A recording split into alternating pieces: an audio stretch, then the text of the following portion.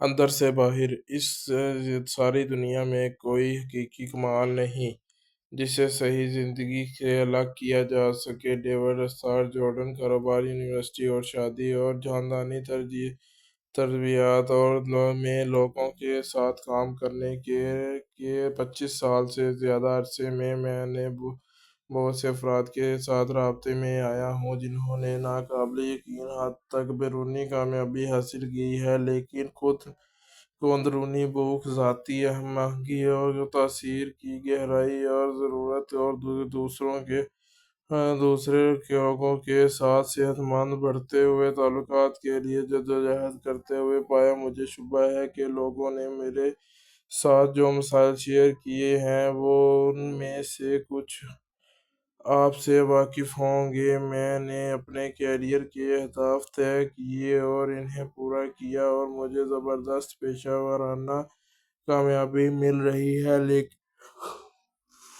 لیکن اس میں مجھے اپنی ذاتی اور خاندانی زندگی کی قیمت چکائی۔ اب میں اپنی بیوی بچوں کو نہیں جانتا، مجھے یہ بھی یقین نہیں کہ میں اپنے آپ کو جانتا ہوں اور میرے لیے واقعی کیا اہم ہے۔ مجھے اپنے آپ سے پوچھنا پڑا، کیا یہ اس کے قابل ہے؟ میں نے اس سال 5 بار ایک نئی غذا شروع کی۔ میں جانتا ہوں کہ میرا وزن زیادہ ہے اور میں واقعی تبدیل کرنا چاہتا ہوں۔ میں تمام نئی معلومات پڑھتا ہوں، میں اہداف مقرر کرتا ہوں، میں اپنے آپ کو مثبت ذہنی رویے کے ساتھ نفسیاتی بناتا ہوں اور اپنے آپ کو بتاتا ہوں کہ میں کیا کر سکتا ہوں، لیکن میں نہیں کرتا۔ چند ہفتوں بعد میں ناکام ہو گیا۔ ایسا لگتا ہے کہ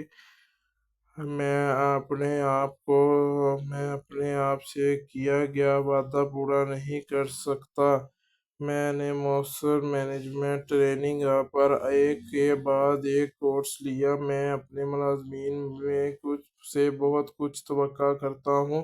میں ان کے ساتھ دوستانہ سلوک کرنے اور ان کے ساتھ صحیح سلوک کرنے کے لیے سخت محنت کرتا ہوں، لیکن مجھے ان سے کوئی وفاداری محسوس نہیں ہوتی۔ مجھے لگتا ہے کہ اگر میں ایک دن کے لیے گھر پر بیمار ہوتا تو میں اپنا زیادہ تر وقت پانی کے چشمے میں گزارتا۔ میں انہیں خود مختار اور ذمہ دار بننے کی تربیت کیوں نہیں دے سکتا؟ ایسے ملازمین کی تلاش کیوں نہیں کر سکتا جو ہو سکتے ہیں؟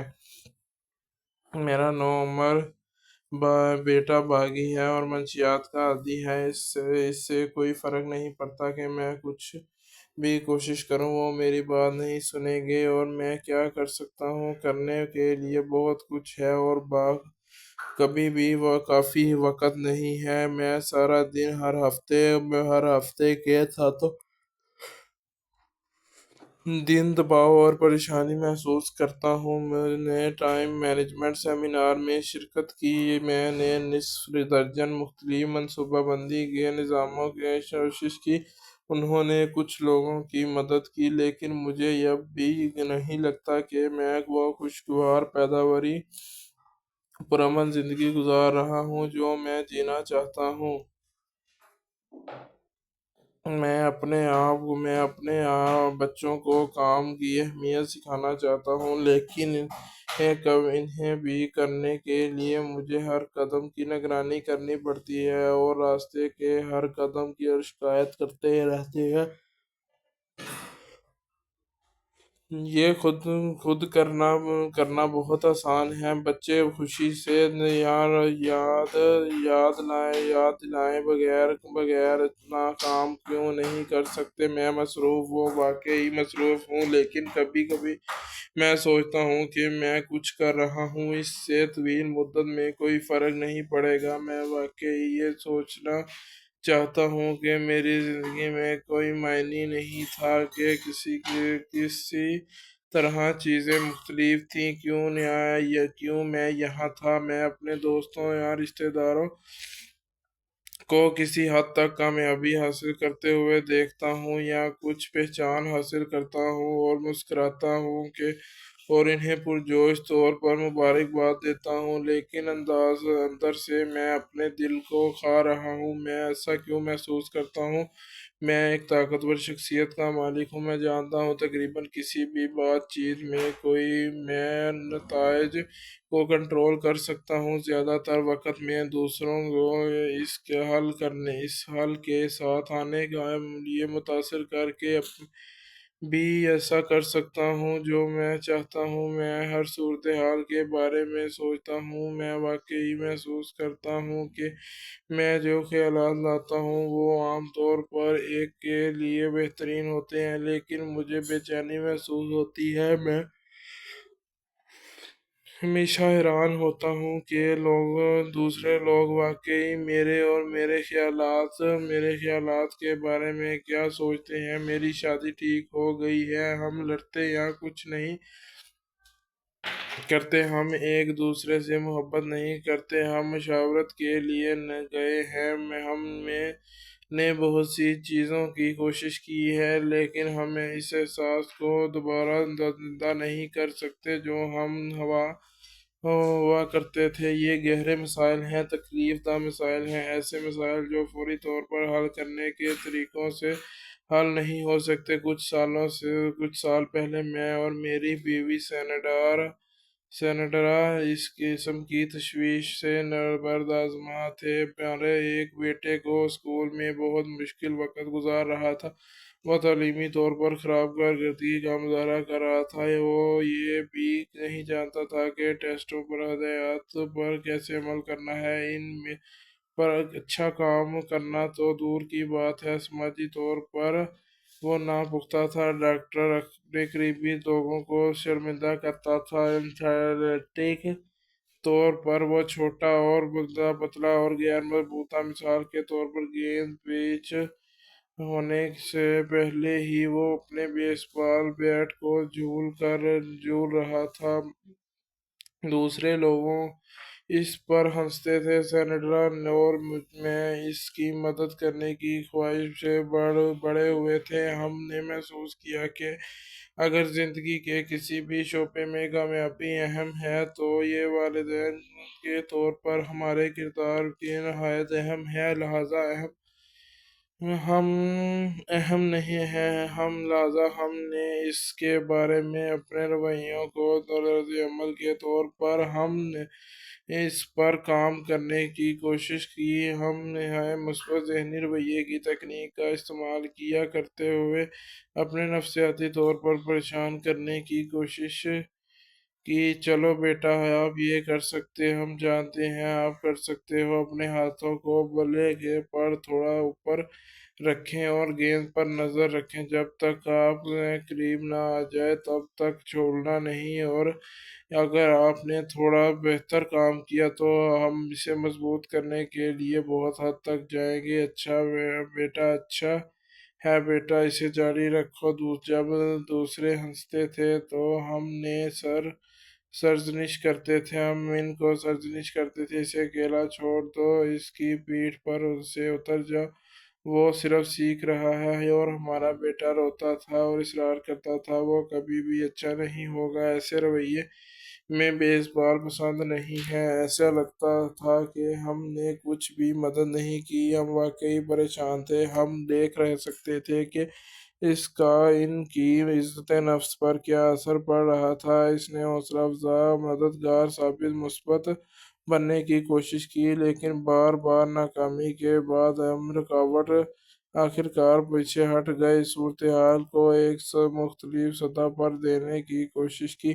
اس وقت میرے پیشہ ورانہ کردار میں نے ملک بھر کے مختلف گاہکوں کے ساتھ قیادت کی ترقی کا کام میں شامل تھا۔ اس حیثیت میں آئی بی ایم اور ایگزیکٹو ڈیولپمنٹ پروگرام کے شرکاء کے لیے مواصلات اور ادراک کا موضوع پر 2 ماہی پروگرام تیار کر رہا تھا۔ جیسے جیسے ہم نے پریزنٹیشنز پر تحقیقی تیاری کی، مجھے خاص طور پر اس بات میں دلچسپی پیدا ہوئی کہ تصورات کیسے تشکیل پاتے ہیں، ہمارے دیکھنے کے انداز کو کس طرح کنٹرول کرتے ہیں، اور ہم ہم دیکھتے ہیں کہ کس طرح طرز عمل کو کنٹرول کرتا ہے۔ اس سے مجھے متوقع کے نظریے اور خود کو پورا کرنے والی پیشگوئیاں اور یا پیشین کا اثر کا مطالعہ کرنے اور اس بات کا احساس ہوا کہ ہمارے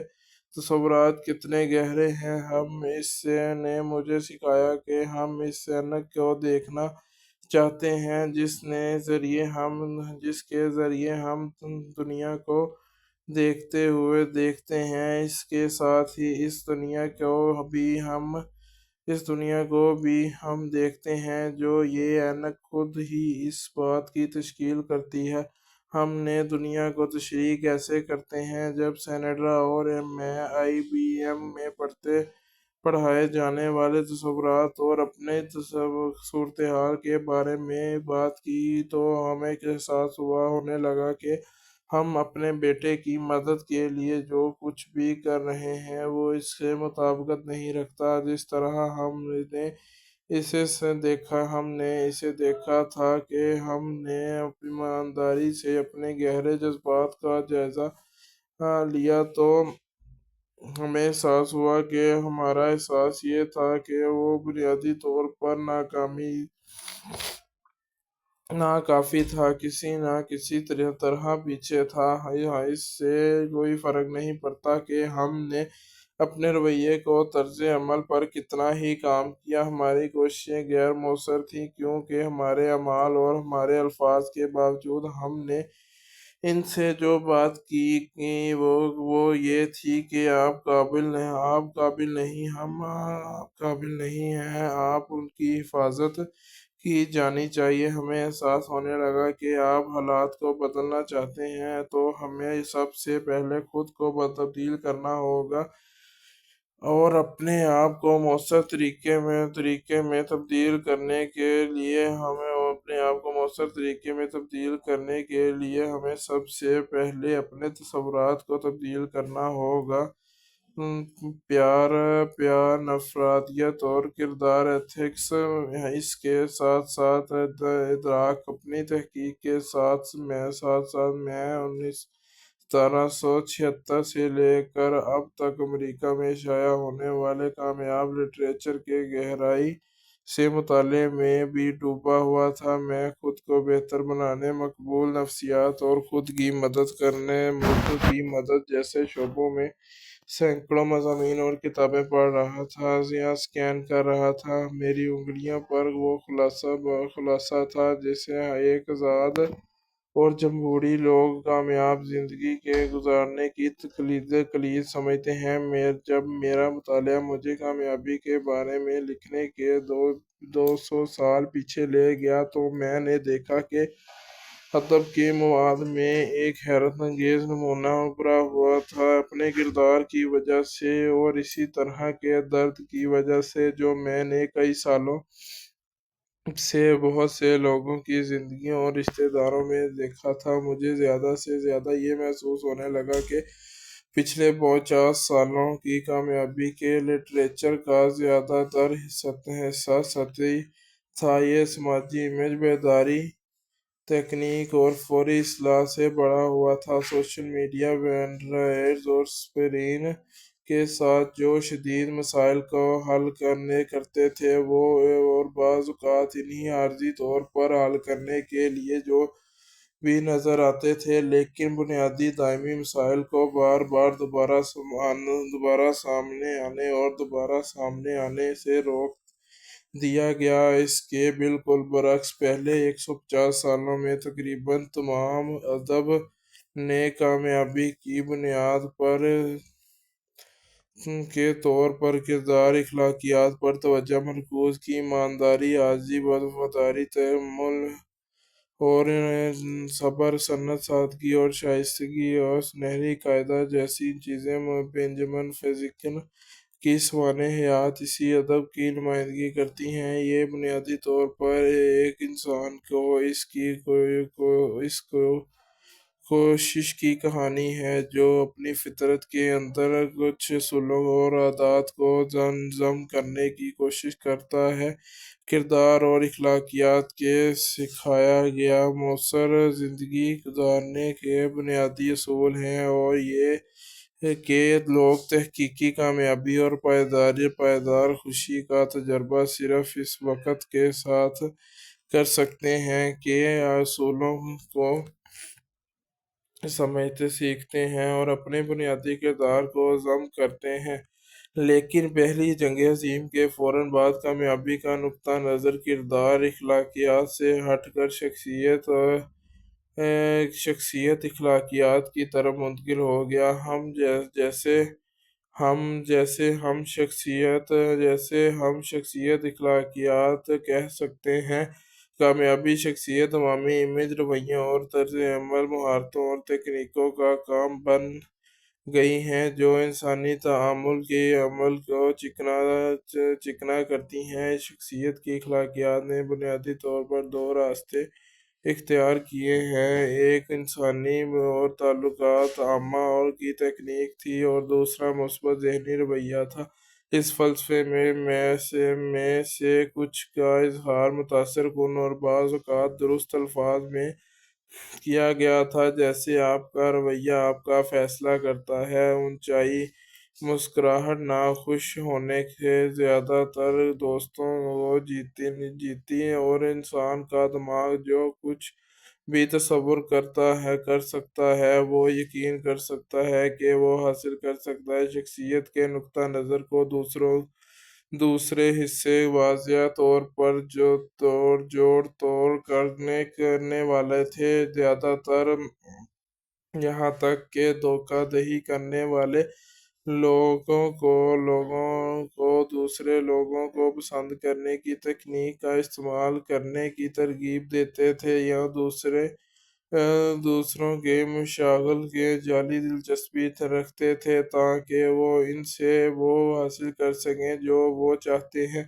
یا طاقت کی شکل کا استعمال کریں، یا زندگی کے ان راستے کو ڈرانے کے لیے۔ ان میں سے کچھ ادب نے کردار کو کامیابی کے جزو کے طور پر تسلیم کیا، لیکن اسے بنیادی اور محرک کے طور پر تسلیم کرنے کی بجائے اسے تقسیم کرنے کا رجحان کیا۔ کردار اخلاقیات کا حوالہ زیادہ تر زبانی خدمت بن گیا۔ بنیادی زور فوری طور پر اثر انداز کرنے کی تکنیک یا طاقت کی حکمت عملی، مواصلات کی مہارت اور مثبت رویوں پر تھا۔ یہ شخصیت اخلاقیات مجھے احساس ہونے لگی کہ ان حلوں کا شعوری منبع تھا جو سینڈرا اور میں اپنے بیٹے کے ساتھ استعمال کرنے کی کوشش کر رہے تھے۔ جب میں نے شخصیت اور کردار کی اخلاقیات کے درمیان فرق کو واضح کرنے کی مزید گہرائی سے سوچا تو مجھے احساس ہوا کہ سینڈرا اور میں اپنے بچوں سے اچھی طرز عمل اور سماجی فائدہ حاصل کر رہے تھے، اور ہماری نظر میں اس بیٹے نے صرف پیمائش کی کہ ہمارے بارے میں ہمارے شبیہ اور اچھے دل دیکھ بھال کرنے والے والدین کے طور پر ہمارا کردار ہمارے بیٹے کی تصویر سے بھی زیادہ گہرا تھا، اور شاید اس سے اثر انداز ہوا اپنے بیٹے کی فلاح و بہبود کے بارے میں ہماری فکر سے کہیں زیادہ۔ جس طرح ہم اس مسائل کو دیکھ رہے تھے، اس سے نمٹ رہے تھے، اس سے بہت کچھ چھپا ہوا تھا۔ جب سینڈرا اور میں ایک بات کر رہے تھے تو ہم نے اپنے کردار اور محرکات کے طاقتور اثر اور اس کے بارے میں اپنے تصور کو ایک تکلیف دہ طور پر آگاہ ہو گئے۔ ہم جانتے تھے کہ سماجی موازنہ کے محرکات گہرائی اور اقتدار سے مطابقت نہیں رکھتے، صرف مشروط محبت کا باعث بن سکتے ہیں، اور بالآخر ہمارے بیٹے کی خود اعتمادی کے احساس میں کمی کا باعث بن سکتے ہیں، لہٰذا ہم نے اپنی کوششوں کو ہم پر مرکوز کرنے کا فیصلہ کیا، ہماری تکنیک پر نہیں بلکہ اپنے گہرے محرکات اور اس کے بارے میں ہمارے تصور پر۔ اسے تبدیل کرنے کی کوشش کرنے کے بجائے ہم نے الگ کھڑے ہونے کی کوشش کی، ہمیں اس سے الگ کرنے کے لیے اس کی شناخت، انفرادیت اور جدائی اور اقدار کو محسوس کرنے کی کوشش کی۔ گہری سوچ اور ایمان اور دعا کی مشق کے ذریعے ہم نے اپنے بیٹے کو اس کی انفرادیت کے لحاظ سے دیکھنا شروع کیا۔ ہم نے اس کے اندر صلاحیت کی پرتیں دیکھیں جو اس کی اپنی رفتار سے محسوس کی جائیں گی۔ ہم نے آرام کرنے اور اس کے راستے سے نکلنے اور اپنی شخصیت کو ابھرنے دینے کا فیصلہ کیا۔ ہم نے اپنے فطری کردار کی تصدیق کرنے، لطف اندوز کرنے اور اس کی قدر کرنے کے طور پر دیکھا۔ ہم نے اپنے مقاصد پر بھی ایمانداری سے کام کیا اور سلامتی کی اندرونی ذرائع کو فروغ دیا تاکہ ہمارے اقدار، احساسات اور ہمارے بچوں کے قابل قبول طرز عمل پر منحصر نہ ہوں۔ جوں ہم اپنے بیٹے کے بارے میں پرانے تصور کو ڈھیلا کیا اور اقدار پر مبنی محرکات کو فروغ دیا، نئے احساسات ابھرنے لگے۔ ہم نے اس کا موازنہ کرنے سے اس کا فیصلہ کرنے کے بجائے خود کو اس سے لطف اندوز ہوتے ہوئے پایا۔ ہم نے اسے اپنی تصویر میں کون سماجی توقعات کے خلاف اس کی پیدائش کرنے کی کوشش بند کر دی۔ ہم نے اسے ایک قابل قبول سماجی سانچے میں تبدیل کرنے کی کوشش کرنا بند کر دیا۔ چونکہ ہم نے اسے بنیادی طور پر کافی اور زندگی سے نمٹنے اور قابل کے طور پر دیکھا، لہٰذا ہم نے دوسروں کے مذاق سے بچنا بند کر دیا۔ اس کی پرورش کی حفاظت پر کی گئی تھی، اس لیے وہ کچھ دردوں سے گزر رہے تھے جن کا اظہار انہوں نے کیا اور ہم نے قبول کیا، لیکن ضروری نہیں کہ اس کا جواب دیا جائے۔ آپ کی حفاظت کرنے کی ضرورت نہیں ہے، یہ پیغام تھا۔ آپ بنیادی طور پر ٹھیک ہیں۔ جو ہفتے اور مہینے گزرتے گئے، انہوں نے پرسکون اعتماد محسوس شروع کیا اور خود کو ثابت کیا، اور رفتار سے پھولنے لگے۔ وہ تعلیمی، مزاجی، ایتھلیٹک اور معیاری سماجی معیار کے مطابق نمایاں ہو گئے اور نام و نہاد قدرتی ترقی اور عمل سے کہیں زیادہ تیز رفتار پر تھے۔ جیسے جیسے سال گزرتے گئے، اسٹوڈنٹ پارٹی کی قیادت اور متعدد عہدوں کے لیے منتخب ہوئے اور آل اسٹیٹ ایتھلیٹ بن گئے اور براہ راست رپورٹ کارڈ گھر لانے لگے۔ انہوں نے ایک پرکشش اور دھوکے باز شخصیت کو فروغ دیا جس نے انہیں تعلق قائم کرنے کے قابل بنایا تھا۔ ہر قسم کے لوگوں کے لیے غیر خطرناک طریقوں سے انڈرا اور میرا ماننا کہ ہمارے بیٹے کو سماجی طور پر کامیابی محض سماجی انعام کے جواب کی بجائے اپنے بارے میں ان کے احساسات کا غیر معمولی اظہار تھی، اور یہ سینڈرا میرے لیے ایک حیرت انگیز تجربہ تھا۔ ہم نے بچوں کو دوسروں کے ساتھ دیگر کردار میں بھی ایک بہت ہی تعلیمی تجربہ تھا۔ اس نے بہت سی ذاتی سطح سے شخصیت کا اخلاقیات اور کامیابی کے کردار اخلاقیات کے درمیان اہم فرق کو ہماری آگاہی میں لایا، اور ضبور نگاہ ہمارے اس یقین کو اچھی طرح بیان کیا۔ اپنے دل کو بڑی محنت سے تلاش کرو، کیونکہ اس کی زندگی کے مسائل بہ رہے ہیں۔ پرائمری اور سیکنڈری۔ میرے بیٹے نے میرے کے ساتھ میرا تجربہ، میرے ادراک کا مطالعہ، میرے کامیابی کا لٹریچر کا مطالعہ، زندگی میں ان تجربات میں ایک تحقیق کرنے کے لیے یکجا ہوا۔ جب اچانک چیزیں اپنی جگہ پر آ گئیں، میں نے اچانک سے اخلاقیات کی طاقتور اثرات کو دیکھنے کے لیے قابل ہو گیا، اور ان لطیف اور غیر شعوری طور پر نامعلوم تضاد کو واضح طور پر سمجھنے کے قابل ہو گیا۔ میں نے پہلی بار اس مشق کا سامنا کئی سال پہلے ہارورڈ بزنس اسکول میں کیا تھا۔ انسٹرکٹر اس کا استعمال واضح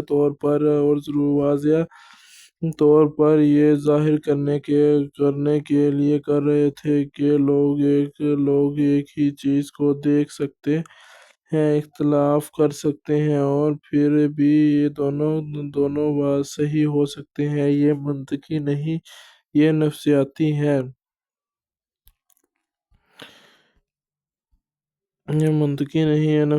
ہے۔ وہ کمرے میں بڑے بڑے کارڈوں کا ڈھیر لے کر آیا، جس میں سے آدھے پر اس نوجوان عورت کی تصویر تھی جسے آپ نے صفحہ 33 پر دیکھا تھا، اور آدھے صفحے پر بوڑھی عورتوں کی تصویر تھی۔